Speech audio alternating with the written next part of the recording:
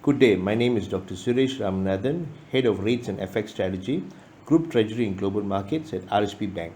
Today, I shall speak on a few macro drivers that is shaping financial markets.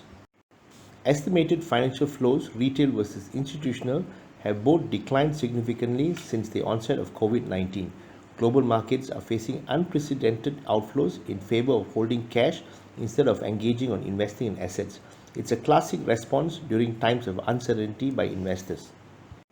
The sell-off in emerging markets has been greater compared to various risk events. In comparison to global financial crisis of 2008, taper tantrum in 2013, China's FX depreciation in 2015, and the broad sell-off in emerging markets in 2018. COVID-19 has witnessed a greater sell-off in the emerging market space. That said, it is notable that the sell-off has found a bottoming, implying we may have seen the worst of the sell-off in markets. The COVID-19 has induced global economies to cut interest rates, and we note in the emerging market space a record wave of rate cuts has occurred, while April and May has been the months whereby the brunt of the impact was notable. The coming months may see rebound and thus gradually remove financial market bias towards aggressive interest rate cuts. Rate cuts ahead will be at a measured pace. While financial flows have shaped markets, what counts is the recovery ahead.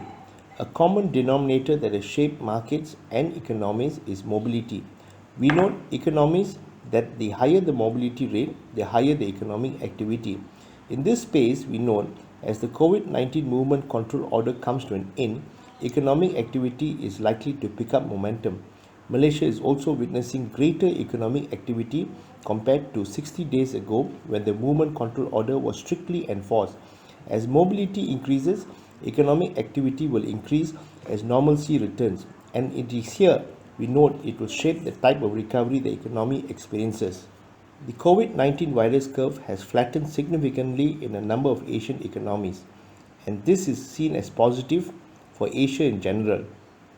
It signifies that normalcy is returning, economies are reopening, trade and investments are likely to pick up, as well as reflective a broad recovery for a number of Asian economies.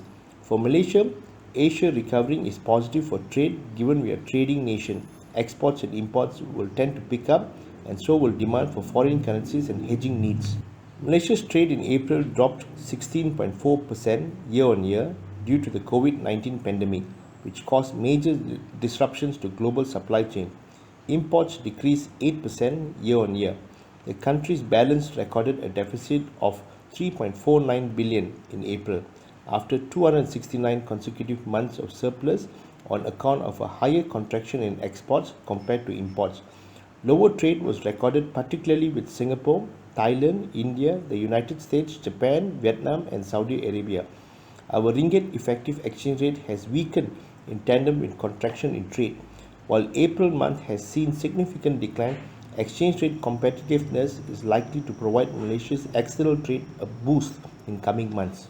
The headline IHS Markit Malaysia Manufacturing Purchasing Managers Index (PMI) rose sharply to 45.6 in May 2020 from the record low of 31.3 in April 2020.